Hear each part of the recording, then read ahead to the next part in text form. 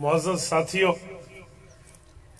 آج 15 جنوری 2022 بروز ہفتہ ہے اور یہاں جامعہ امدادیہ حبیب المدارس یاکی والی علی پور ضلع مظفر گڑھ میں علماء دیوبند کا مرکز اہل سنت والجماعت میں موجود ہوں، اور اس ادارے اور اس گلشن کو میں نے تو اپنے طالب علمی زمانے میں سنا تھا، آج زندگی میں پہلی بار حاضری کا شرف حاصل ہو رہا ہے، اور یہ بھی ہمارے مخدوم مکرم حضرت مولانا محمد مکی دامت برکاتہم اور ان کے جملہ احباب کا ہم پہ خاص کرم ہے کہ انہوں نے مجھے یہاں آنے کی دعوت دی ہے، اور میں نے اپنے لیے سعادت سمجھی ہے کہ آپ کی خدمت میں چند باتیں پیش کر پاؤں۔ میرے دوستو، آج کا کوئی جلسہ نہیں ہے بلکہ ایک سبق کے عنوان پہ، ایک درس کے عنوان پہ آپ اور ہم موجود ہیں۔ ہمارے درس اور سبق کا عنوان ہے عقیدہ حیات الانبیاء علیہم السلام۔ سب سے پہلی اور بنیادی بات یہ ہے کہ شاید کسی کے ذہن میں یہ بات چلے کہ اس عقیدے کو عنوان بنا کر پڑھانے کی کیا ضرورت ہے۔ تو ایک بات ذہن میں رکھیں کہ ہم عقائد کسی کی وجہ سے نہیں رکھتے بلکہ شریعت کی وجہ سے رکھتے ہیں۔ یہ اعتراض تب پیدا ہوگا جب ہمارا عقیدہ کسی طبقے کی وجہ سے ہو۔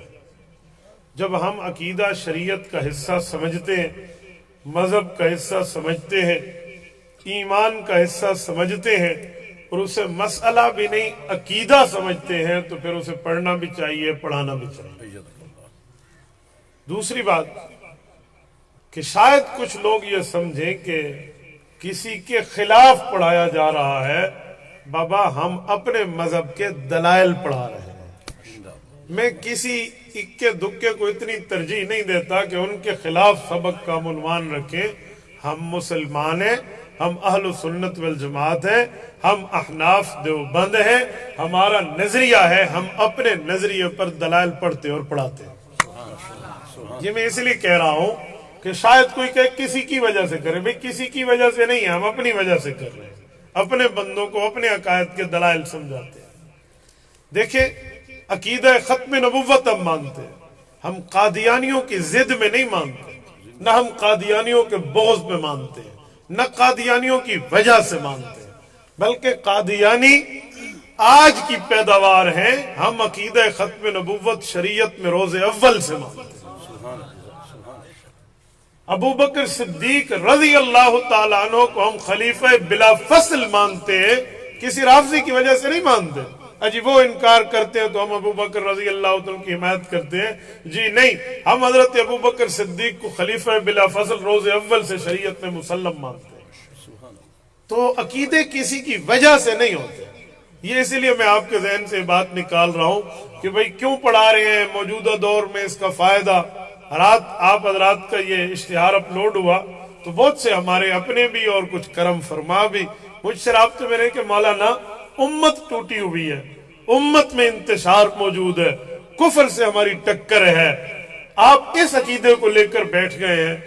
میں نے ان سے پوچھا کہ مجھے بتائیں یہ عقیدہ اسلامی عقیدہ ہے یا پیٹ سے بنایا ہوا ہے؟ کہتے ہیں اسلامی عقیدہ ہے، قرآن اور حدیث پر اس پہ دلائل موجود ہیں۔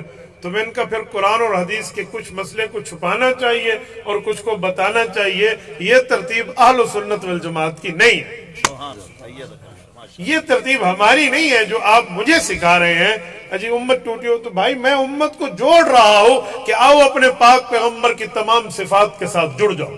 میں کہاں توڑ رہا ہوں؟ میں تو کوئی توڑ پیدا نہیں کر رہا، میں تو جوڑ پیدا کر رہا ہوں۔ اور سنیں، جب ہمارے اکابر، ہمارے بزرگ محدثین، مفسرین، فقہاء، اولیاء، علماء، اتقیاء، جتنے بزرگ ہیں، ان سب نے اس عقیدہ اور نظریہ کی تعلیم دی ہے، اس پر کتب لکھی ہیں، اس پر دلائل قائم فرمائے ہیں۔ تو پھر اس کے بعد آپ یہ مجھے کہیں کہ آپ یہ بات کیوں بتا رہے ہیں؟ بھائی میں تو اپنے بزرگوں پر اعتماد کو پھیلا رہا ہوں، یہ جوڑ ہوتا ہے، توڑ نہیں ہوتا۔ اور ایک بات میں مزید آپ سے کہوں، عقیدہ حیات الانبیاء وہ عشقی عقیدہ ہے جس کا تعلق ڈائریکٹ ذات رسالت سے ہے۔ رسالت مآب علیہ الصلوۃ والسلام کے صحابہ کرام نے اس عقیدے کو اپنی حضور پاک کی فرامین کی روشنی میں بیان کیا، اس کی تفصیلات دی ہیں، اور امت کا اجماع اس پر دور صدیقی میں قائم ہوا ہے اور صحابہ کرام کی موجودگی میں ہوا ہے۔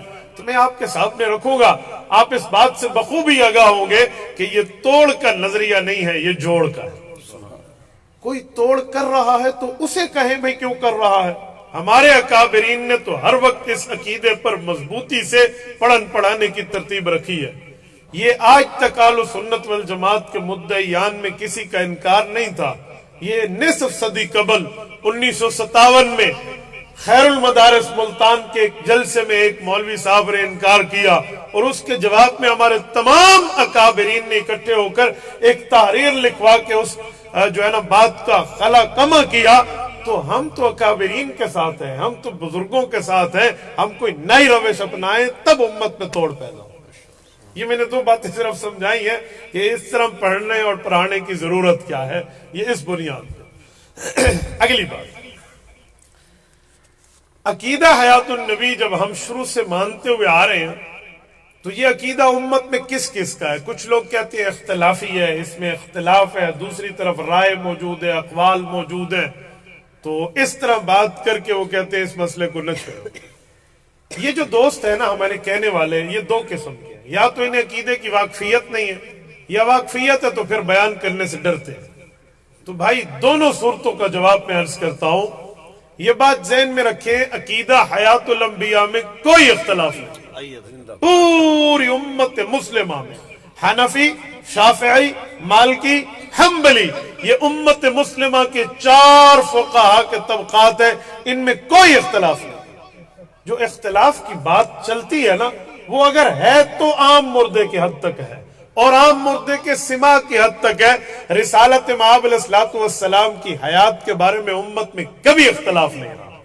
اب مسئلہ یہ ہے، وہ عام بندے کے معاملے کو اٹھا کر آپ رسالت مآب علیہ الصلوۃ والسلام کے معاملات پر فٹ کریں، یہ انصاف کا خون کرنے کے مترادف ہے۔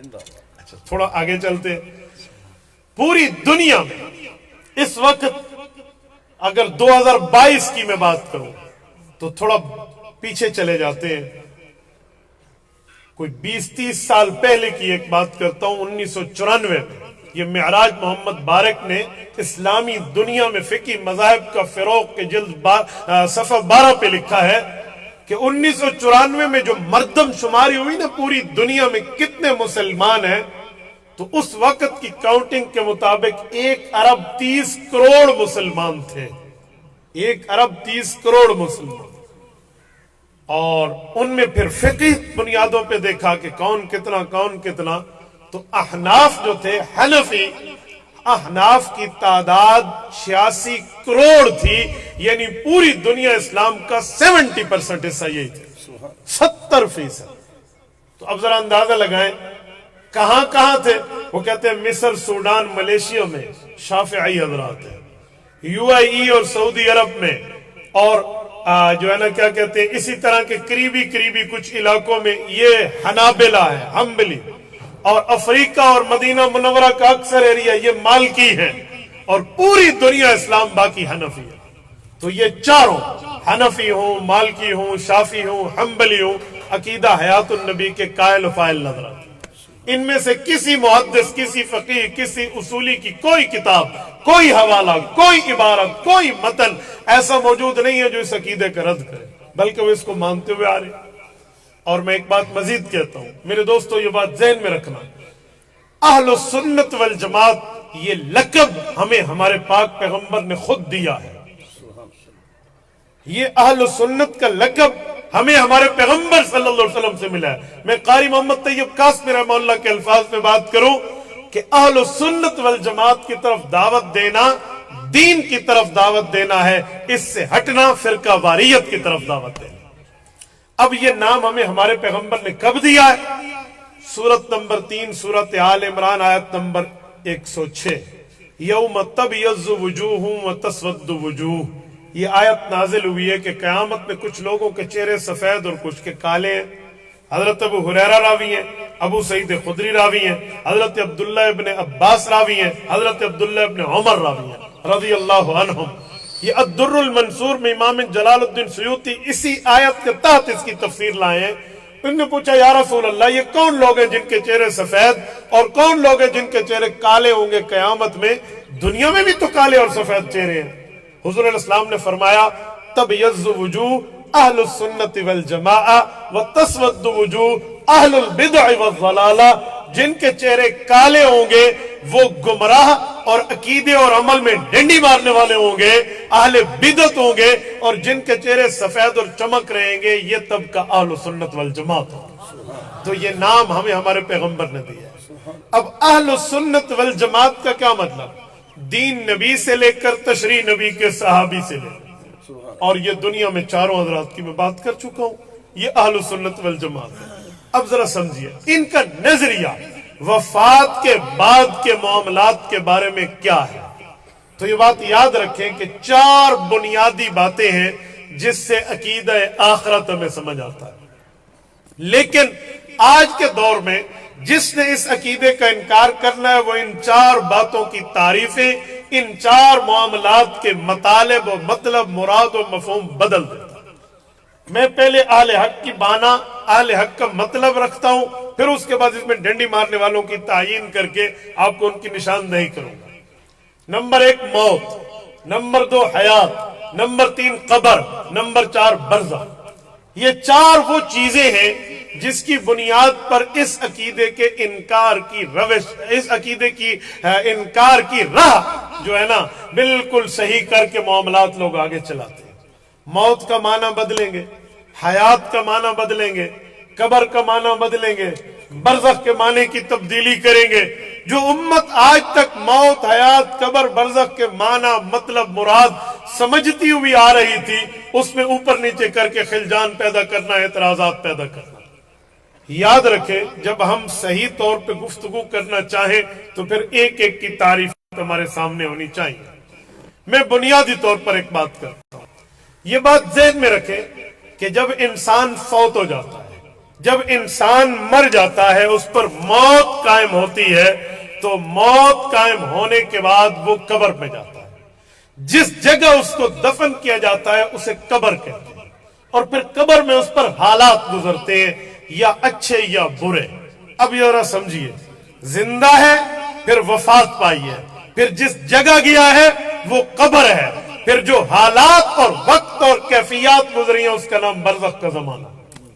اب ذرا توجہ رکھنا، زندہ کسے کہتے ہیں، مردہ کسے کہتے ہیں، یہ 2 معنی میں سمجھانے لگا ہوں، توجہ قائم رہے۔ روح اور جسم یہ 2 چیزیں ہیں، روح جسم میں ہو یا جسم سے باہر ہو، لیکن جسم سے تعلق رکھے، یہ حیات۔ میں ایک بار پھر کہہ رہا ہوں، روح جسم میں ہو یا جسم سے باہر ہو مگر تعلق رکھے، اسے حیات کہتے ہیں۔ روح جسم میں بھی نہ ہو، تعلق بھی نہ ہو، اسے موت کہتے ہیں۔ میں ان دونوں پر دلائل لاتا ہوں، لیکن پہلے میرے لفظ سمجھیں۔ روح جسم میں موجود ہے، آپ اور ہم بیٹھے ہیں، ہم زندہ ہیں۔ روح بعض اوقات ہماری جسم سے باہر ہوتی ہے، ہم پھر بھی زندہ ہوتے ہیں۔ سورۃ زمر آیت نمبر 42، رب کریم نے اس لمحے کا یوں ذکر فرمایا، فرمایا اللہ یتوفی الانفس حین موتها واللتی لم تمت فی منامها فیمسک التی قضى علیها الموت فیرسل الاخرى الى اجل مسمى ان فی ذلک الآیات لقوم یتفکرون۔ اس آیت کا خلاصہ، سمری، ما حصل یہ ہے کہ 2 بندوں کی رب بات فرما رہے ہیں۔ نیند آ گئی، ایک نیند میں فوت ہو گیا، ایک نیند سے اٹھ کے آ گیا، حالتیں 2 ہیں، بندہ ایک ہے۔ جو سونے لگا 2 باتیں ہوگی، یا یہ اس نیند میں مر جائے گا یا زندہ ہو کر یا اٹھ کر آ جائے گا۔ اب جب یہ سویا ہے، اس کی روح کہاں ہے؟ رب فرماتے ہیں یتوفی الانفس، وہ روح لے لی جاتی ہے، اس روح کو دوبارہ چھوڑ دیا جاتا ہے اور یہ اٹھ کے آ بیٹھتا ہے۔ اب توجہ رکھنا، آیت کریمہ قرآن کریم کے مطابق सोने वाले आदमी के जिस्म में रूह नहीं है, यतवफ़ा, अल्लाह ने वसूल फरमा लिया, ले लिया। अब सवाल ये है कि रूह जिस्म में नहीं है, तो अब ये बंदा जिंदा है या मुर्दा है? आप कभी सोने वाले को मुर्दा कहेंगे? तो रूह तो जिस्म में नहीं है, ये क्यों जिंदा है? इसने ख्वाब उम्रे का देखा तो रूह उम्रे में, ख्वाब इसने मरी का देखा तो रूह मरी में, ख्वाब इसने जन्नत का देखा तो रूह वहां की सैर कर रही, ख्वाब में यूरोप घूम रहा तो रूह वहां की सैर कर रही। अब जब रूह इसमें नहीं है, यह तवफ़्फ़ल अनफुस खींच ली गई है, निकाल ली गई है, सो रहा है, हालत नींद में है, रूह बाहर है लेकिन जिंदा है। क्यों? रूह के ताल्लुक से, जिसकी वजह से नब्ज चलती है, जिसकी वजह से दिल धड़कता है, जिसकी वजह से खाना हजम होता है, जिसकी वजह से इसका निजाम हाय जिस्म चल रहा होता है, लेकिन रूह बाहर है तो जिंदा है। तो मैंने कहा हयात की तारीफ में दो बातें थी, रूह जिस्म में हो जैसे आप और मैं, बंदा जिंदा, रूह जिस्म से बाहर रहकर ताल्लुक रखे जैसे सोने वाला, बंदा जिंदा। ये हयात का माना। रूह जिस्म से बाहर हो, बंदा मुर्दा नहीं होता, ये ज़हन में रखना। बाहर रहकर ताल्लुक खत्म हो जाए, ये मुर्दा है। और वो एक वक्त होता है जिसको कुरान, चलो मैं दूसरी बात कर, अब आए मौत की तारीफ। मौत क्या है? यकीन मानिए मैं हैरान हो जाता हूं बाज़ औक़ात कि ये जो हमारे मुखालिफीन है ना, ये इन्हें मौत की तारीफ करते हुए मौत पड़ती है, ये मौत की तारीफ करे तो फंस जाए। अब सुने, मौत का माना रूह जिस्म से गैर मुताल्लिक हो जाए, रूह जिस्म में ना हो और ताल्लुक भी ना हो, ये मौत है। जिस्म से निकाल दी गई, ताल्लुक भी खत्म है, क्योंकि अगर ताल्लुक जारी रहे बाहर रहकर तो सोने वाले की तरह जिंदा है ना, तो वो मौत। अब ये मौत कब तक है? जैसे हयात का एक अरसा है, ऐसे मौत का भी तो एक पीरियड है, टाइम है। तो कुरान करीम कहता है कुल्लु नफ्सिन ज़ाइक़तुल मौत, हर नफ्स ने मौत का जायका चखना है। कुरान करीम ने मौत को पीने में ताबीर नहीं फरमाया कि मौत पीनी है, चखने की बात फरमाई है। चखने और पीने के फर्क को सामने रखें तो खुदा की कसम मसला समझ आ रहा है। ये जो वक्त होता है ना, एक वक्त मुकर्रर पैदा होता है कि इस बंदे पर मौत आनी है, एक लम्हा इस पर आना है, तो अल्लाह ने उसको चखने से ताबीर फरमाया। चखने का असर एक वक्त होता है। ये बताया जा रहा है कि रूह जिस्म का ताल्लुक टूटा, दुनियावी हयात खत्म, अब कबरी, अब उखरवी, अब बरज़खी, अब मौत के बाद वाली हयात शुरू। ये एक वक्त ये टूटा। लफ्ज कुरान तो अपनी जगह। अब जरा आओ, हदीस पाक में भी इसका माना मौजूद है। इन्नल्लाह क़बज़ अरवाहकुम हीना शा व रद्दहा इलैकुम हीना शा, सही बुखारी किताबुल जनाज़ में मौजूद है। रिसालत माब अलैहिस्सलाम ने फरमाया कि रब्बे करीम जब चाहता है तुम्हारी रूहों को कब्ज कर लेता है और जब चाहता है लौटा देता है। अब रूह कब्ज होनी दो शक्लों में, या नींद में ताल्लुक रहेगा या मौत में ताल्लुक टूट जाएगा। अगर नींद में ताल्लुक टूट गया तो ये मौत है, ना टूटे तो हयात है, लेकिन मौत के वक्त टूटेगा। क्यों? ये इंसान और खुदा का फर्क है कि अल्लाह हय्युल क़य्यूम है। हय क़य्यूम का माना जिंदा है, कभी उस पर मौत नहीं आएगी, और इंसान मखलूक है और मखलूक कभी खालिक नहीं है, इस पर एक वक्त मौत आ सकती। ये फर्क किया गया। इसी कुरान और हदीस की बात को अल्लामा इकबाल के शेर में सुना दो। अल्लामा इकबाल रहमतुल्लाह अपने शेर में फरमाते हैं कि तुम्हें अगर मौत का माना आ जाता है ना, तो तुम्हारे सारे मामला ठीक होते नजर आते हैं। अपने लफ्ज में फरमाया, गाफिल ने समझा है मौत को इख्तिताम जिंदगी, गाफिल ने समझा है मौत को इख्तिताम जिंदगी है, ये शाम जिंदगी सुबह दवाम जिंदगी। एंड ऑफ द पीरियड नहीं है। एंड ऑफ द पीरियड कुछ टाइम के लिए, रात का एक लम्हात होते हैं, उसके बाद सुबह हो रही होती है। अब रूह का ताल्लुक कुछ वक्त के लिए टूटा, जायका एक वक्त तक रहा, उसके बाद आखिरत के मामलात पे दोबारा ताल्लुक जुड़ गया। अब सुनिए, यह है मौत और हयात का फर्क। अब जरा थोड़ा आगे चले। जब मौत और हयात की ये बात हो गई, अब आए जरा कब्र और बरज़ख पे। वफात के बाद इंसान का जिस्म जहां जाए वही उसकी कब्र। तवज्जो रखना, इंसान का जिस्म जहां जाए मौत के बाद वो उसकी कब्र। कब्र के लिए जरूरी नहीं है कि जमीन کھودے. ہاں کھد گئی تو بھی ٹھیک ہے, نہ کھدی, ہندوؤں نے جلا کر کنڈلی میں راکھ ڈال کے گنگا جمنا کے حوالے کر دی, تو عذاب قبر سے بچ گئے. حضرت تھانوی رحمہ اللہ کا جو نظریہ اشرف الجواب میں ہے نا, اگر اس کو آپ پڑھیں تو بہت اچھی طریقے سمجھ آتا ہے کہ ہو سکتا ہے کوئی حریق ہو جائے, جل جائے, ہو سکتا ہے کوئی غریق ہو جائے, پانی میں ڈوب جائے, ہو سکتا ہے کوئی فرعون کی طرح حنوط کرتا جسم اس کا حالت میں موجود ہو, اور ہو سکتا ہے کسی کو قبر ملے تو جس جگہ اس کا جسم جائے گا وہی اس کی قبر ہو, جہاں بھی جسم. رب کریم اس کے ساتھ معاملات وہاں کریں گے, وہ اللہ قادر ہے, وہ آپ کو اور میرا کام نہیں.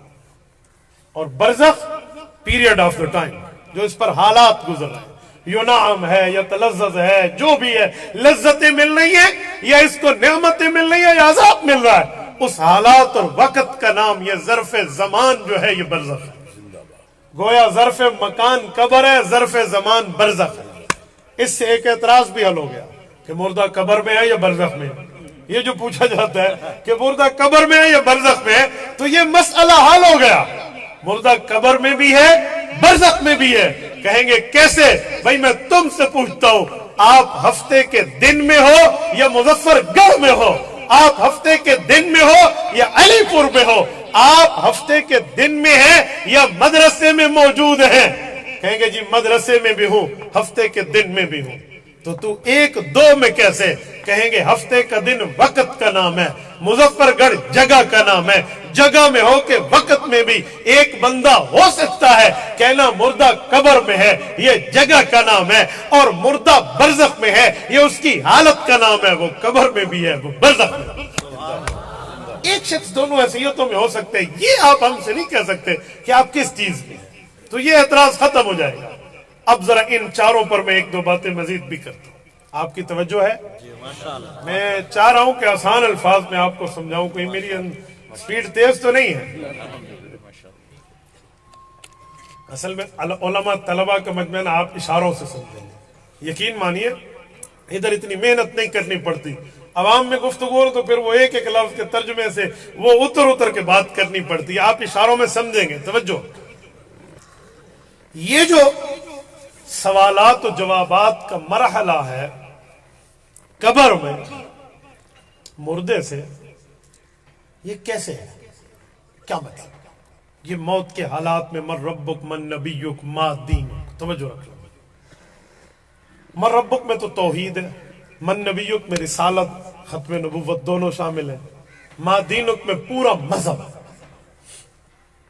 ما دینک میں پورا مذہب ہے. دینی الاسلام, یہ اس کا جواب ہے کہ میرا مذہب اسلام ہے.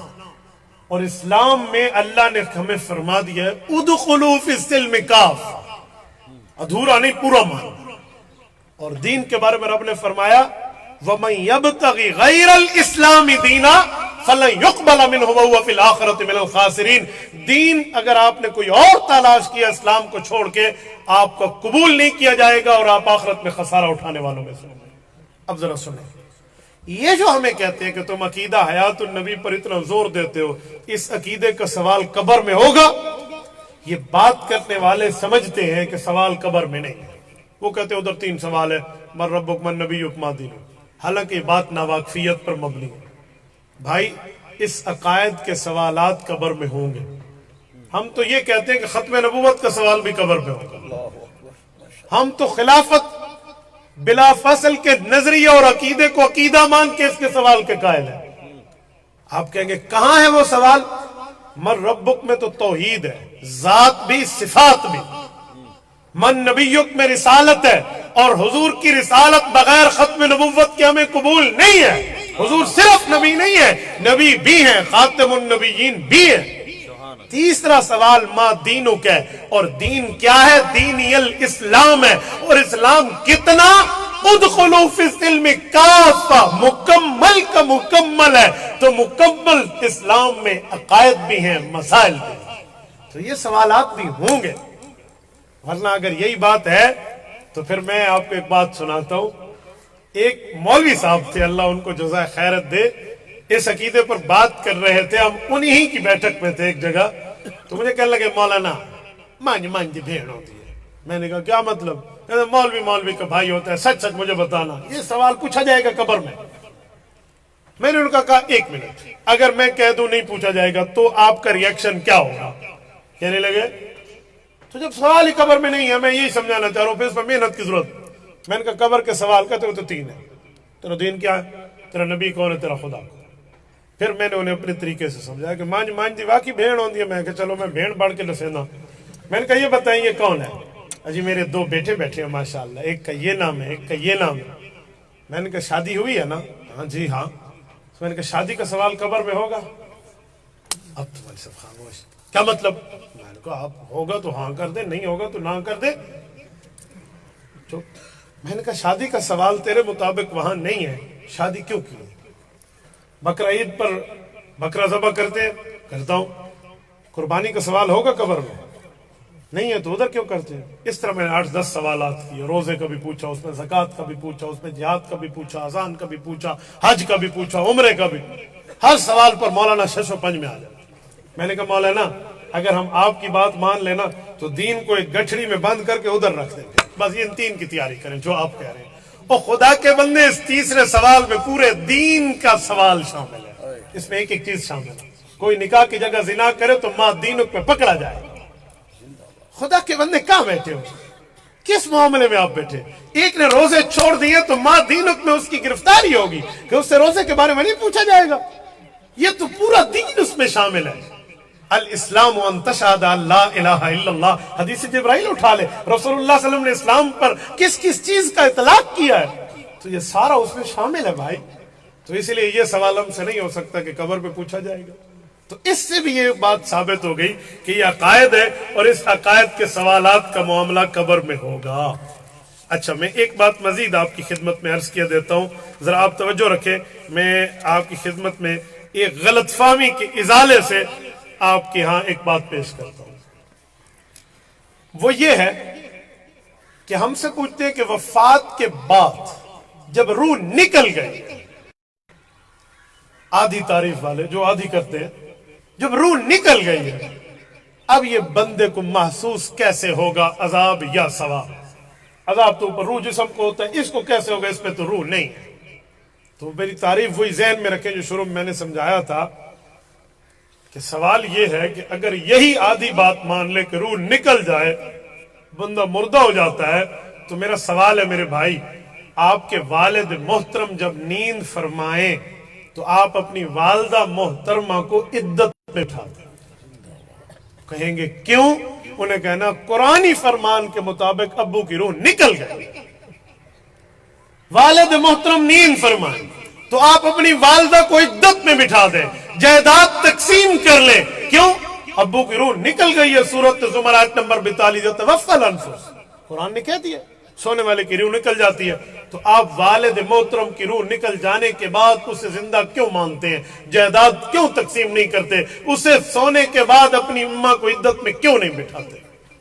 مجھے کہتے ہیں مولوی صاحب روح جسم کا تعلق تو ہے نا۔ میں نے کہا یہی تعلق وفات کے بعد ہے۔ میں تمہیں ادھر سے تعلق کا لفظ مانوں تو کہے گا لفظ قرآن میں نہیں ہے، سمجھ آتا ہے، علماء نے لکھا ہے۔ تو بھائی یہاں لفظ نہیں ہے تو جو تعلق کا لفظ حدیث میں علماء نے لکھ کر بتا دیا وہاں کیوں نہیں مانتا؟ اچھا میں ایک بات میں بھی پوچھتا ہوں، یہ جو روح نکل گئی ابو جی کی اور آپ کہتے روح نکل جائے تو کوئی نہیں سنتا، کوئی نہیں معاملات پہ رہتا، تو مجھے ایک بات بتائیں ذرا۔ چلو میں موبائل کے حوالے سے آج کے دوستوں سے پوچھ لیتا ہوں۔ یہ موبائل میں جہاں کالز ہم سنتے ہیں کرتے ہیں، میسیجنگ ہوتی ہے، وہاں ایک آپشن الارم کا بھی ہوتا ہے۔ الارم جیسے الارم کہتے ہیں عام زبان میں، الارم کی گھنٹی بجی۔ یہ الارم کی گھنٹی کیوں بجتی ہے؟ کہ ہم نیند سے اٹھ جائیں۔ ہم نیند سے اٹھ کر سنیں گے یا سن کر اٹھیں گے؟ ذرا مجھے سوال کا جواب دو۔ اگر آپ کہتے ہیں کہ ہم اٹھ کر سنیں گے تو پھر تو الارم لگانے کا فائدہ کوئی نہیں، کیونکہ جب اٹھ گیا تو اب سننے کا فائدہ۔ اٹھ کر تو نہیں سننا نا، سن کر اٹھنا ہے۔ تو جب آپ سنو گے تو آپ نیند میں ہوں گے اس وقت، اور نیند میں قرآنی فرمان کے مطابق روح آپ کے جسم میں نہیں ہوگی، آپ کیسے سنو گے؟ روح آپ کے جسم میں نہیں ہے، آپ نے الارم کی گھنٹی کیسے سنی؟ ایک عقل کے اندھے سے میری بات ہوئی تو مجھے کہنے لگا ہم الارم لگاتے اٹھ کر سن لیتے ہیں. میں نے کہا دماغ ہے تیرا, دنیا میں بچے تجھے یوں آوازیں دے کر بھگائیں گے کہ الارم لگاتا کیوں ہے جب اٹھ کر سنے گا. ساز سننے کا شوق تھا, یقیناً ڈیفینیٹلی اس کا ایک ہی جواب ہے کہ ہم اٹھ کر سنیں گے. تو جو اٹھ کر ہم سن کر اٹھیں گے, تو جو سن کر آپ الارم اٹھتے ہیں تو الارم کی آواز آپ تک کیسے پہنچی؟ قرآن کہتے ہیں روح نہیں. ایک ہی جواب ہے کہ جی روح نہیں ہے جسم میں, لیکن روح کا تعلق ہے. اس بنیاد پر الارم سنتے ہیں.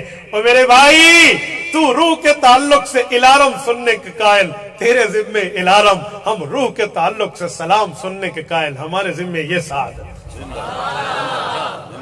اسی کو دوسرے لفظوں میں کہوں, حضرت مولانا حبیب اللہ ڈیروی اللہ ان کی قبر پہ کروڑ ارب رحمت نازل فرمائے, ایک بہت بڑی بات فرمایا کرتے تھے.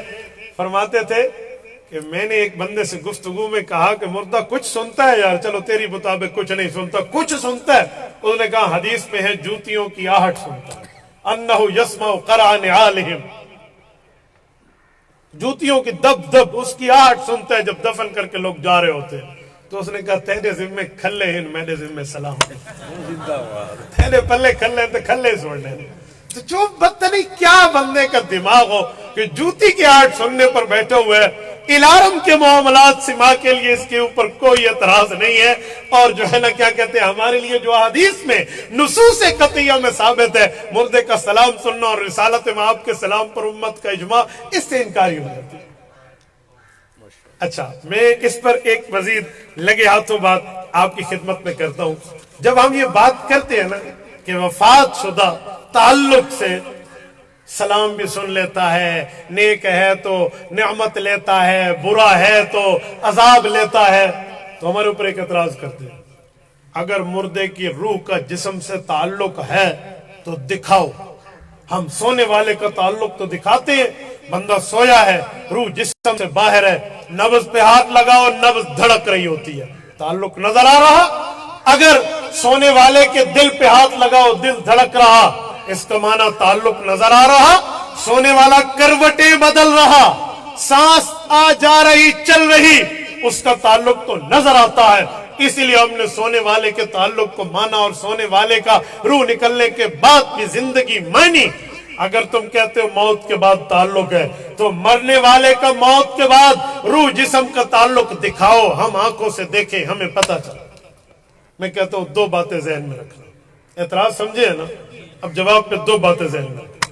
نمبر ایک, میرے بھائی یہ آخرت کے معاملات وہ ہیں جہاں پر آنکھ, ناک, کان, زبان, ہاتھ کام نہیں کرتا. آپ کہو گے کیسے؟ قرآن کریم کہتا ہے وَلَا تَقُولُوا لِمَنْ يُقْتَلُ فِي سَبِيلِ اللَّهِ أَمْوَاتٌ بَلْ أَحْيَاءٌ وَلَٰكِن لَا تشعرون. آخرت کی حیات کا, آخرت کی زندگی کا, آخرت کے معاملے کا دنیا والوں کو شعور. آپ نے کبھی غور کیا ہے کہ شعور نہیں ہے؟ وَلَٰكِن لَا تُؤْمِنُونَ نہیں فرمایا رب نے کہ ایمان نہیں. اللہ نے شعور کی نفی کی ہے, ایمان کی نفی نہیں کی. شعور اور ایمان میں کوئی فرق ہے تو بات کھل کے نکھر کے سامنے آئے گی. بھائی شعور 5 چیزوں کا نام ہے جسے حواس خمسہ کہتے ہیں. قوت باصرہ, قوت سامعہ, قوت ذائقہ, قوت جاسہ اور قوت شامہ. آنکھ سے دیکھنا شعور, کان سے سننا شعور, زبان سے چکھنا شعور, ناک سے سونگنا شعور, ہاتھ پاؤں سے چلنا پھرنا یہ شعور. یہ ہے. میں نے ہاتھ لگایا پتہ چلا لوہا نہیں ہے کانچ ہے, یہ قوت جاسہ ہے. میں نے چکھا ہے بھائی یہ پانی ہے شربت نہیں ہے, یہ قوت ذائقہ ہے. میں نے دیکھا ہے کالا رنگ ہے اور اس ورق کا سفید رنگ ہے, یہ آنکھ کا شعور ہے, قوت باصرہ ہے. میں آواز سن رہا ہوں, حضرت مکی صاحب بات فرما رہے ہیں, مولانا کلیم صاحب بات فرما رہے ہیں, حضرت بزرگ ایک ایک کے علیحدہ سماعت مجھے سمجھ آ رہی ہے, تو یہ کان کا شعور ہے کہ ایک ایک بات میں مرد, عورت, بچہ, بوڑھا ایک ایک کے لفظ میں فرق کر رہا ہوں. اور سونگوں کا خوشبو ہے یا غیر خوشبو ہے, یہ بات میں مجھے ناک بتائے گا, قوت شام ہے. ان 5 چیزوں سے جو علم حاصل ہوتا ہے اسے شعور کہتے ہیں. تو رب نے فرمایا آخرت کے معاملات میں وَلَٰكِن لَا تَشْعُرُونَ, تمہاری آنکھ نہیں سمجھ پائے گی, کان نہیں سمجھ پائیں گے، زبان دل تمہارے نہیں سمجھ پائیں گے، ہاتھ بھی لگاؤ گے تو نبض چلتی ہوئی تو نہیں دکھو گے، دل دھڑکتے ہوئے تو محسوس نہیں ہوگا، تو تمہارے یہ پانچوں علوم جواب دے جائیں گے وَلَٰكِن لَا تَشْعُرُونَ، یہ مسئلہ تمہیں شعور سے سمجھ نہیں آئے گا۔ تو میرے مولا کس سے سمجھ آئے گا؟ ہمارا علم تو یا آنکھ سے ہے، یا کان سے ہے، ناک سے ہے، زبان سے ہے، یا ہاتھ سے، تو ہمارا علم تو زیرو ہو گیا، ہمارا نالج، ہماری معلومات، ہمارے پاس فہم و فراست کے آمد و رفت کا جو ڈور ہے وہ تو آپ نے کلوز کر کے بند کر دیا، اب ہم تک ان کے معاملات کا پتہ کیسے چلے گا؟ وہ پانچویں چیز ہے جسے وحی الہی کہتے ہیں، فرمایا بل احیا، وہ زندہ ہے۔ اب جو وحی ہے، جو نفس ہے، جو اللہ کا حکم ہے، اس کا تعلق نہ میرے کان سے ہے، نہ میری آنکھ سے، نہ میرے ناک سے، نہ میری زبان سے، نہ میرے ہاتھ سے، شعور سے اس کا نہیں ہے۔ وہ پانچویں چیز سے اوپر چھٹی چیز وحی الہی ہے، اسی لیے وَلَٰكِن لَا تَشْعُرُونَ کہا کہ تیری آنکھ ناک جواب نہیں دے گی، وَلَٰكِن لَا تُؤْمِنُونَ نہیں کہا، وہ تو وحی سے سمجھ آ رہا۔ تو میں نے کہا میرے بھائی تو مجھے کہتا ہے مردے کا تعلق دکھا، میں آنکھ سے دیکھوں اس کی نبض چلے، میں آنکھ سے دیکھوں اس کا دل دھڑکے، میں آنکھ سے دیکھوں اس کی سانس چلے، میں آنکھ سے دیکھوں یہ کروٹیں بدلے، جیسے سونے والا بدلتا ہے تعلق دکھتا ہے تو اس کو بھی دکھے۔ تو میرے بھائی یہ وہ زندگی ہے، یہ وہ عالم ہے جس کا تعلق آنکھ سے نہیں ہے، ایمان بالغیب سے ہے۔ اور اگلی بات، ہمیں تو کہتے ہو قرآن مانو، اب اس مسئلے پر تم قرآن کو بھول بیٹھے، اس مسئلے پر قرآن کریم بھی اٹھا لیتے۔ کیا قرآن کریم نے بھی دیکھنے دکھانے کے مسئلہ، وفات کے بعد کے معاملات، دنیا والوں پر انکشاف و منکشف ہونے کے بارے میں کوئی آیت، کوئی بات، کوئی حکم، کوئی ارشاد فرمایا؟ اگر فرمایا تو وہ آپ پیش کیوں نہیں فرماتے؟ آپ وہ پیش فرما دے، مسئلہ ہی حل ہو جائے۔ جی وہ کون سا ہے؟ سورۃ المؤمنون آیت نمبر پورا 100 کا کارڈ ایزی لوڈ میں ڈال، وہ پورا کارڈ ملتا ہے نا، اس حوالے سے آپ کو پورا یاد رہے گا۔ حضرت اکاڑوی رحمہ اللہ، حضرت کے استاذ محترم، میں نے پڑھا وہ فرماتے ہیں کہ پر کوئی چیز یاد کرنی ہو نا کہ مجھے پکی یاد ہو جائے تو متعلق چیز کو غیر متعلق کے ساتھ متعلق کر دیں۔ کیا مطلب؟ یعنی اس کو ایسی چیز کے ساتھ ملا دے جو اس سے ریلیٹڈ نہ ہو۔ اب دیکھو آیت نمبر 100 کو میں نے 100 کے کارڈ سے ملایا جو یہاں غیر متعلق ہے، ہمیشہ یاد رہے گا آیت نمبر 100 ہے، پورا یاد رہے گا۔ مثلا یہ فَلَا وَرَبِّكَ لَا يُؤْمِنُونَ حَتَّى يُحَكِّمُوكَ فِي مَا شَجَرَ بَيْنَهُمْ، یہ سورت نساء کی آیت نمبر 65 ہے۔ مجھے کیسے یاد ہے کہ 65 میں پاکستان کی پہلی جنگ ہوئی تھی، تو 65 کی جنگ سے آیت نمبر 65 کو ریلیٹڈ کیا، وہ یاد ہے۔ اور یقین مانیے یہ گورے کا تجربہ ہے، دی کی آف سکسیس ایک کتاب ہے، کامیابی کی چابی، اس کا وہ کامن آتھر ہے، یہ یہودی ہے، کینیڈا ٹورنٹو سے اس نے لکھی ہے۔ پہلے مہینے میں اس کے 10 لاکھ پرچے حضرت ہاتھوں سے ختم ہوئے۔ وہ اپنے تجربہ لکھتا ہے، ان تجربات میں ایک بات یہی بھی لکھتا ہے کہ آپ اسی طرح کسی چیز کو غیر متعلق بنا کر یاد کر لیں تو آپ کو کبھی نہیں بھولے۔ اور اس میں وہ اپنی یادداشت کو تیز کرنے کی ترتیب میں بتاتا ہے کہ 4 ناخن دائیں ہاتھ کے اور بائیں ہاتھ کے یوں اپنے پوروں کے ساتھ زور دینا، یہاں وہ کہتے ہیں مجھے بھولی ہوئی بات یاد آ جاتی ہے۔ تو ایسے کئی ٹپس اس نے دیے، تو یہ بھی ایک ٹپ آپ اس میں ساتھ رکھ لیں کہ سورۃ المؤمنون پارہ نمبر 18 آیت نمبر پورا 100 کے کارڈ سے آپ کو یاد ہو جائے گا۔ یہاں سے یاد نہ ہو تو کچی میں ہم کہتے تھے اکڑ بکڑ بمبے بو 80 90 پورا 100، اس سے آپ کو یاد ہو جائے گا۔ یہ میں نے اسی لیے آپ کو ہنسایا ہے کہ یہ خشک مضمون ہے، ورنہ آپ کہیں گے ڈاڈھے اوکھے بسنے۔ تو میں نے کہا تھوڑا سا آپ ایک کلیم صاحب بیٹھے نا، ایک ڈرل کا پیریڈ ہو جائے۔ اب توجہ، میں نے کہا ہمیں کہتے ہو یہ مردے کا تعلق نظر نہیں آتا، قبر میں آنکھ سے دکھاؤ، اس مسئلے پر قرآن بھول گئے۔ رب کا قرآن کہتا ہے سورۃ المؤمنون کی آیت نمبر 100 میں وَمِن وَرَائِهِمْ بَرْزَخٌ إِلَىٰ يَوْمِ يُبْعَثُونَ، اس کی وفات سے لے کر قیامت تک کے اٹھنے تک کے معاملات کو اللہ نے پردوں میں چھپا دیا۔ وَمِن وَرَائِهِمْ بَرْزَخٌ، چھپا دیا رب نے، پردے میں ڈال دیا۔ کب تک؟ إِلَىٰ يَوْمِ يُبْعَثُونَ، قیامت میں اٹھنے تک۔ تو پردے والی چیز نظر نہیں آتی میرے بھائی۔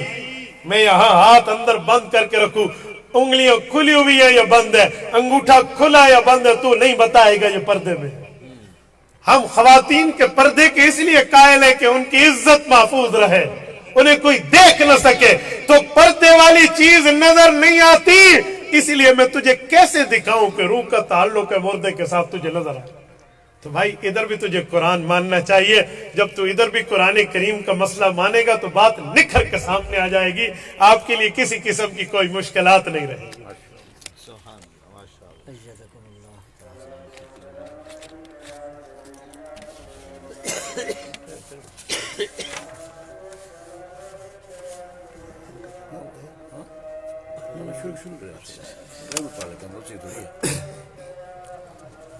چلے میں اس پر ایک بات مزید آپ کی خدمت میں عرض کیا دیتا ہوں، وہ یہ ہے پاکستان میں اس کا جو انکار ہوا ہے، تو وہ جو انکار کرتے ہیں اس عقیدہ کا، وہ ہمارے اوپر کچھ اعتراضات کرتے ہیں. میں پہلے 1 2 3 اعتراضات جو غلط فہمی والے ہیں ان کا جواب دے دوں، دلائل اس کے بعد شروع کروں گا. یاد رکھیں یہ تمہید ہے، ان میں ابھی تک ایک دلیل میں نے شروع نہیں کی. دلائل کے لیے قرآن، سنت اور اجماع ہے، اور اس کا پورا چپٹر ابھی موجود ہے، توجہ رکھنا. اس میں آپ یہ نہ سمجھنا کہ اس میں کسی جگہ ہم نے کوئی وہ رکھا ہے، کوئی دلیل کی بات ہے. تمہید، اور تمہید پتہ ہے کسے کہتے ہیں؟ تمہید مہد سے نکلا ہے، مہد گود کو کہتے ہیں. اطلب العلم من المہد الى اللحد، ماں کی گود میں بچہ اٹھنا بیٹھنا آنا جانا سیکھتا ہے تو اگلی زندگی اچھی سیکھ لیتا ہے. تو آپ یہ میری گفتگو اس طرز پہ سیکھیں گے، اس طرز پہ سمجھیں گے کہ اگلی گفتگو جس نوعیت پہ، جس عنوان پہ، جس ترتیب و کیفیت پر ہوگی تو اس کی سمجھ آپ کو آسانی سے آئے گی. توجہ ہے نا؟ اب ہمارے اوپر کچھ اعتراضات ہیں. ان اعتراضات میں ایک اعتراض یہ ہے کہ یہ جو دیوبندی لوگ ہیں، یہ لوگ رسول اللہ صلی اللہ علیہ وسلم کی وفات کے قائل نہیں ہیں. یہ لوگ نبی پاک کی موت کے قائل نہیں ہیں، یہ رسول اللہ کی وفات کے منکر ہیں. حاشا کاللہ، ہم پہ الزام ہے، جھوٹ ہے. میں حضرات اکابرین کی موجودگی میں آپ کی خدمت میں کہہ رہا ہوں، ایسی کوئی بات نہیں ہے. اہل سنت والجماعت احناف انبیاء کرام کی وفات کے قائل ہیں کہ جب رب نے ان پر وعدہ پورا فرمایا تو اللہ پاک کی طرف سے انہوں نے موت کے پیالے کو نوش فرمایا. جب ہم موت کے قائل ہیں تو پھر اس بات کی حقیقت کیا ہے اس الزام کی؟ میرے دوستو، حقیقت یہ ہے کہ ہم حضور پاک کی وفات کو برحق مانتے ہیں، لیکن وفات کے بعد پیغمبر کریم کی ذات اقدس کے متعلق کیا ہے یا کیا نہیں ہے، اس بارے میں بحث ہے، وفات پہ بحث نہیں. وفات کے بعد کے معاملات میں رسالت مآب علیہ الصلوۃ والسلام کی اس ترتیب کو ہم کیسے مانیں کہ وفات کے بعد کا معاملہ کیا ہے؟ ہم لوگ وفات کے قائل ہیں، وفات کے بعد قبر میں حیات کے قائل ہیں، اسی لیے ہم پر موت کا الزام غلط ہے. دلائل میں آگے دیتا ہوں. ایک اور الزام بھی ہم پہ لگتا ہے، وہ جھوٹا الزام، اور وہ کیا ہے؟ وہ یہ ہے کہ دیوبندی رسول اللہ کی ادنا موت کے قائل ہیں، اور ہم لوگ، ہمارے مخالف کہتے ہیں ہم اعلیٰ حیات کے قائل ہیں. نیلوی صاحب نے پوری پٹی لکھی ہے ندائے حق میں، اعلیٰ، اولا، اشرف، اکرم، پتہ نہیں کیا سے کیا لائن دی ہے کہ ہم اعلیٰ حیات کے قائل ہیں. ان سے پوچھیں آپ اعلیٰ حیات کے کیسے قائل ہیں؟ تو اب ذرا توجہ رکھنا. وہ پھر اس طرح کے نقشے بناتے ہیں، دیکھو جی جنت اوپر ہے، جی ہاں زمین نیچے ہے. یہ لوگ زمین میں ادنا حیات کے قائل ہیں، ہم جنت میں اوپر اعلیٰ حیات کے قائل. اب عوام میں نعرہ تکبیر، جی دلیل لگ گئی. اب میں اس دلیل کو آپ کے سامنے رکھتا ہوں. انہیں کہنا ذرا اسی پر 1 منٹ قائم کہ آپ لوگ یعنی دیوبندی ادنا حیات کے قائل ہیں، ہم کبھی ادنا حیات کے قائل نہیں. سورۃ والضحیٰ میں رب کریم نے رسول اللہ صلی اللہ علیہ وسلم کی وفات کے بعد والی زندگی کو تو اعلیٰ حیات فرمایا. وَلَلْآخِرَةُ خَيْرٌ لَكَ مِنَ الْأُولَىٰ. اولا دنیا ہے، آخرت وفات کے بعد کا مسئلہ ہے. تو فرمایا وَلَلْآخِرَةُ خَيْرٌ لَكَ مِنَ الْأُولَىٰ، آپ کی دنیاوی زندگی سے بہتر آپ کی اخروی زندگی. اس کی تعریفیں کئی ہیں، ماں بعد کا زمانہ بھی ہے اور ایک تفسیر یہ بھی ہے. تو رسول اللہ کے وفات کے بعد کی زندگی کو تو ہم اعلیٰ مانتے ہیں. اچھا اگلی بات رہی کیسے اعلیٰ؟ آؤ صحیح بخاری جلد اول کتاب التہجد کھولیے، آخری سے پہلا باب آخری سے پہلی روایت اٹھائیے اور باب دیکھیے. حضرت ابو ہریرہ رضی اللہ عنہ راوی ہیں، حضرت عبداللہ بن زید المازنی رضی اللہ عنہ راوی ہیں، اللہ کے رسول نے فرمایا ما بین بیتی و منبری روضۃ من ریاض الجنہ، نبی کے گھر مبارک سے لے کر نبی پاک صلی اللہ علیہ وآلہ وسلم کے آخری ریاض الجنہ تک، منبر کے حصے تک، یہ درمیانی حصہ جنت کے باغوں میں سے ایک باغ ہے۔ اور حضور کے گھر میں تو حضور کی قبر ہے، تو قبر جنت کے باغوں میں سے اعلیٰ باغ ہے۔ اب توجہ رکھنا، میں کہتا ہوں سن، تو کہتے ہیں اوپر زندہ ہے، اوپر جنت ہے، دیوبندی زمین میں ادنا حیات کے قائل ہے۔ سن، حضرت نانوتوی سمیت علماء دیوبند کا عشق رسول اور ان کے عقیدے میں عشق پیغمبر کی جھلک، تو کہتے ہیں حضور جنت گئے ہیں، میں کہتا ہوں نا، یہ پیغمبر کی شان سے بڑھ کے بات سن، پیغمبر علیہ السلام کی شان اس سے بڑھ کے سن کہ وہ جنت چلائی گئی، لائی گئی، حاصل کی گئی، پیغمبر کے قدموں میں پہنچائی گئی، اور قبر کو جنت کا باغ۔ نعرہ تکبیر، عقیدہ حیات النبی، اکابرین علماء دیوبند۔ میں گاڑی کے پاس چل کے جاؤں، اس میں عزت اتنی نہیں ہے، گاڑی یہاں چل کے آئے اس میں عزت ہے۔ حضور جنت تک گئے ہیں اور تو اعلیٰ حیات کا مدعی اس بات پہ بن بیٹھا، میں کہتا ہوں جنت حضور کے قدموں پہ لٹائی گئی۔ میرے دوستو، یہی حضرت نانوتوی کا لفظ ہے نا، جس کے ہاتھوں سے کوثر لٹایا گیا، جس کے قدموں میں جنت بسائی گئی۔ میں اسی کو اپنے الفاظ میں تعبیر کر رہا ہوں۔ میں نے کہا میرے بھائی، اعلیٰ حیات کے تو ہم قائل ہیں، ہم جنت کو یہاں مانتے ہیں کہ جنت لائی گئی۔ اچھا، جب یہ بات ہو جاتی ہے، پھر ایک بات اصل مسئلہ رہ جاتا ہے کہ پھر اصل ہے کیا؟ موت بھی مانتے ہو، اعلیٰ حیات بھی مانتے ہو، تو پھر مسئلہ کیا ہے؟ تو سنیں، اصل مسئلہ یہ ہے کہ ہم رسول اللہ صلی اللہ علیہ وسلم کے جسم کے زندہ ہونے کے قائل ہیں، اور ہمارا مخالف رسول اللہ کے جسم کی حیات کا منکر ہے۔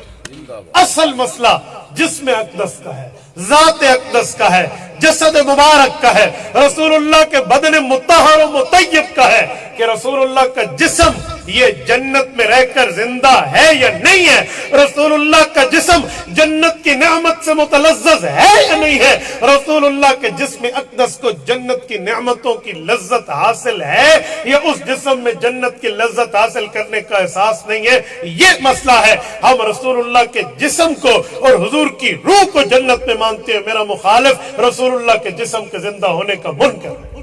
وجہ صرف جسمانی معاملہ ہے، جسمانی معاملہ۔ اور جسم پر بھی ایک جملہ کہتا جاؤ، یہ جسم اقدس خدا کی قسم وہ جنتی صفات لے کر آیا تھا۔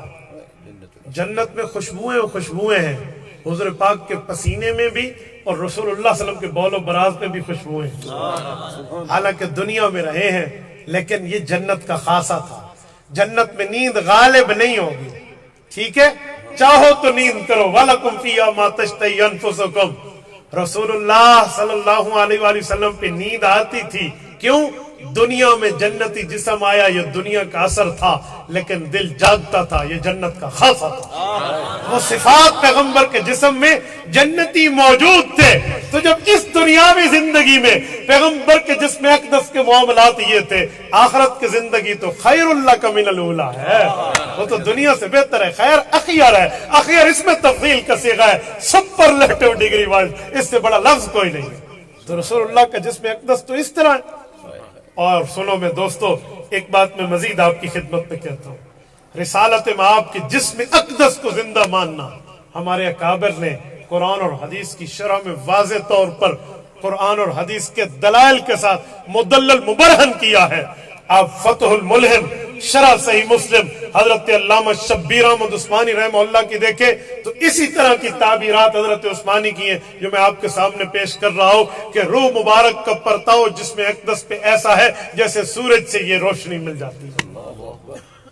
اب جب ہم یہ کہتے ہیں جسم کا مسئلہ ہے، یہاں ایک نئی ڈنڈی لوگ مارتے ہیں، وہ کہتے ہیں جی ہم بھی جسم کے قائل ہیں۔ اچھا، آپ رسول اللہ کی جسمانی زندگی مانتے؟ جی جی ہم بھی مانتے ہیں۔ تو ہم کہتے ہیں کیسے؟ اچھا، جس میں مثالی زندہ ہے، ایک نئی چیز لائیں گے جس میں مثالی کیا ہے بھائی؟ جس میں مثالی کسے کہتے ہیں؟ یاد رکھو یہ کمزور ترین پہلو ہے. آپ جب کسی کے ساتھ کھیلیں نا تو مخالف کی پچ پہ نہ کھیلیں، اپنی پچ پہ لانے پر انہیں مجبور کریں، پھر دیکھیں کھیلنے کا مزہ کیا ہوتا ہے. جزاکم اللہ. ہمارے یہاں پتہ کیا ہے، لوگ اگلے کے سوال پہ چڑھ جاتے ہیں، یوں ہے یوں ہے یوں ہے. وہ آپ سے ادھر ادھر کی بات میں عام مردے کے مسئلہ لائے گا. کیوں؟ وہ اس میں خود کو ماہر سمجھتا ہے. آپ اس کو جس میں مثالی پہ لائیں. وَإِنَّ أَوْهَنَ الْبُيُوتِ لَبَيْتُ الْعَنْكَبُوتِ، خدا کی قسم یہ ان کا مکڑی کے جالے سے بھی زیادہ ضعیف موقف ہے اس مسئلے پر. انہیں کہو جس میں مثالی کو زندہ مانتے ہو، اقامت البرہان اٹھائیے. مولانا سجاد بخاری صاحب نے جو لکھی ہے انہوں نے جس میں مثالی کی لائن لگا دی ہے کہ مشک عنبر زعفران کافور سے یہ جسم بنا. وہ رسالت امام علیہ السلام کا خلقنا من تربت واحدۃ کے جسم کو جس میں مثالی مان ہی نہیں رہے. تو یہ تو علیحدہ جسم مانتے ہیں، وہ جسم زندہ ہے. ان سے پہلا سوال کرے، سنیں قرآن کی بات کرنے والوں، کیا پورے قرآن میں جس میں مثالی کا لفظ ہے؟ کوئی نہیں. پورے قرآن میں ایک آیت نہیں ہے کہ جس میں مثالی کا قول حضور نے فرمایا. حضور کی حدیث میں لفظ جس میں مثالی ہے اجی کوئی نہیں. قرآن میں بھی کوئی نہیں، فرمان میں بھی کوئی نہیں. کیا امت کا اجماع تیسرے میں مثالی ہے؟ جی اجماع بھی کوئی نہیں. تو پھر تو ہمیں کیوں کہتا ہے کہ جس میں مثالی مانے؟ اب جواب ایک ہی ہے. حضرت تھانوی نے لکھا ہے جس میں مثالی زندہ ہے. قاضی ثناء اللہ پانی پتی رحمہ اللہ نے لکھا ہے جس میں مثالی زندہ ہے. حضرت امام سیوطی نے شرح الصدور میں لکھا ہے جس میں مثالی زندہ ہے. ہم کہتے ہیں جی ٹھیک ہے، ہم ان تین اکابرین کی بات کو مانتے بھی ہیں اور جواب بھی دیتے ہیں کہ وہ مسئلہ کیا ہے جو تجھے سمجھ نہیں آیا. لیکن میں ایک سوال اس پہ رک کے کرتا ہوں، کیا جس مسئلے پر قرآن بھی نہ ہو، حضور کا فرمان بھی نہ ہو، امت کا اجماع بھی نہ ہو، نر صوفیاء کا قول ہو، صرف صوفیاء کا قول، وہ عقیدے میں حجت بن سکتا ہے؟ وہ عقیدے میں دلیل بن سکتا ہے؟ اجی نہیں. تو تو نے جس نے مثالی کا عقیدہ کہاں سے لیا؟ اس سوال کو تو حل کر دے، اگلے کو میں حل کروں. اور یقین مانے اس مسئلے پر آپ انہیں تل ملاتے دیکھیں. میں تو کبھی کبھی پوچھ، آپ اور نہیں تو مولانا نور محمد توسوی، اللہ ان کی قبر پہ کروڑوں اور رحمت نازل فرمائے، ترنڈا محمد پناہ رحمی خان جامعہ عثمانیہ والے، ان کی کتاب چھوٹا سا رسالہ اٹھائیں، قائلین جس میں مثالی سے 80 سوالات. حضرت مولانا ایک دو سوالات یوں لکھے ہیں جیسے سیڑھی کے وہ جو سٹیپ ہوتے ہیں نا، اگر ایک سے پھسلا تو دوسرے پہ خود بخود پھسلا، وہ ایک کا جواب دے دوسرے میں پھنسے، دوسرے کو دے پہلے میں پھنسے. 80 سوالات اس جو ہے نا شخصیت نے لکھ کے رکھے. آپ اکابرین کو پڑھیں اور دیکھیں آپ بات میں ماہر کیسے بنتے ہیں. تو ان کے پاس کوئی جواب نہیں ہے. آؤ سنو، میں اپنے اکابر کا دفاع کرنا بھی جانتا ہوں. ہم اپنے اکابر کی جوتیوں کے صدقے آج اس مقام پر بیٹھے ہیں. میں اپنے اکابر کی عبارت کو آپ کے سامنے رکھتا ہوں. ٹھیک ہے بھائی، حضرت تھانوی رحمہ اللہ نے لکھا ہے، ٹھیک ہے، علامہ سیوطی نے لکھا ہے، ٹھیک ہے، حضرت جو ہے نا کیا کہتے ہیں قاضی ثناء اللہ پانی پتی رحمہ اللہ نے لکھا ہے، میں مانتا ہوں. لیکن آؤ ذرا ان بزرگوں کا جس میں مثالی کیا تھا اور تیرا جس میں مثالی کیا. آؤ ذرا پوچھ لیتے ہیں، بزرگوں کی بات بزرگوں سے پوچھ لیتے ہیں. وَيَسْأَلُونَكَ عَنِ الرُّوحِ، سورۃ بنی اسرائیل آیت نمبر 85 اٹھائیے. اس آیت کی شرح فوائد عثمانی سے اٹھائیے. علامہ شبیر احمد عثمانی رحمہ اللہ وہ فرماتے ہیں صوفیاء کرام روح کے 2 نام تجویز کرتے ہیں. سنیں ایک ہے جسم، ایک ہے روح، 2 چیزیں ہیں نا. ہماتیوں نے تو تیسری چیز بنائی جس میں مثالی. اب ہمارے اکابر کی عبارت سنیں. فرماتے ہیں صوفیاء کرام روح اور جسم کی بحث میں سمجھانے کے لیے جسم کے روح کے 2 نام تجویز کرتے ہیں، ایک روح اور ایک جسم مثالی. وہی روح ہے، وہی جسم مثالی ہے. یہ ہمارے اکابرین کا سمجھانے کا انداز ہے. لیکن مماتیت کے ہاں روح کا اسم ثانی نہیں، علیحدہ جسم ثانی ہے. وہ علیحدہ مشک عنبر زعفران کافور سے مرکب جسم مانتے ہیں. تم نے تیسری چیز مانی. ہمارے اکابر نے اسی روح کو جس میں مثالی کہا. اور روح اور جسم دونوں زندہ، تو اسے جسم مثالی کے ساتھ کہہ دیا جاتا ہے، ورنہ تیرے والا عقیدہ ہمارے بزرگوں کا نہیں تھا۔ حضرت تھانوی رحمہ اللہ کو اگر آپ نے دیکھنا ہو، اشرف الجواب میں حضرت تھانوی پیغمبر کی قبر میں حیات پر اجماع نقل کرتے ہیں۔ حضرت تھانوی نشر الطیب میں پیغمبر کے سما پر دلائل قائم کرتے ہیں کہ قبر میں سنتے ہیں۔ علامہ ثناء اللہ پانی پتی رحمہ اللہ سورت احزاب آیت نمبر 53 اس آیت کے تحت پیغمبر کی قبر میں سما پر بھی دلیل دیتے ہیں اور حیات پر بھی دلیل دیتے ہیں۔ اور علامہ جلال الدین سیوطی رحمہ اللہ شرح الصدور اٹھا تیری مرضی، اور اسی طرح انباء الاذکیاء اٹھا تیری مرضی۔ حضرت سیوطی سما بھی مانتے ہیں اور پیغمبر کی حیات پر اجماع بھی مانتے ہیں۔ اگر اس جسم مثالی کا معنی یہی تھا کہ وہ حیات کے منکر ہے تو وہ حیات تو مانتے ہیں۔ اگر تو نے اکابر والا جسم مثالی ماننا تھا تو اکابر کا یہ عقیدہ بھی مان لیتا، لیکن اکابر کا جسم مثالی اور تیرا جسم مثالی اور، بھائی تجھے جسم مثالی ثابت کرنا پڑے گا دلائل کی روشنی میں، کیونکہ تو عقیدہ بنا چکا ہے۔ اور انہوں نے تو سمجھانے کا ایک انداز اختیار کیا ہے کہ ایک جسم ہوتا ہے، ایک روح ہوتی ہے، روح کا دوسرا نام جسم مثالی ہوتا ہے۔ ان پہ سوال قائم نہیں ہوتا کہ قیامت کے دن جسم مثالی کا کیا ہوگا، وہ تو اسی جسم میں داخل ہو جائے گا، وہ روح ہی ہے۔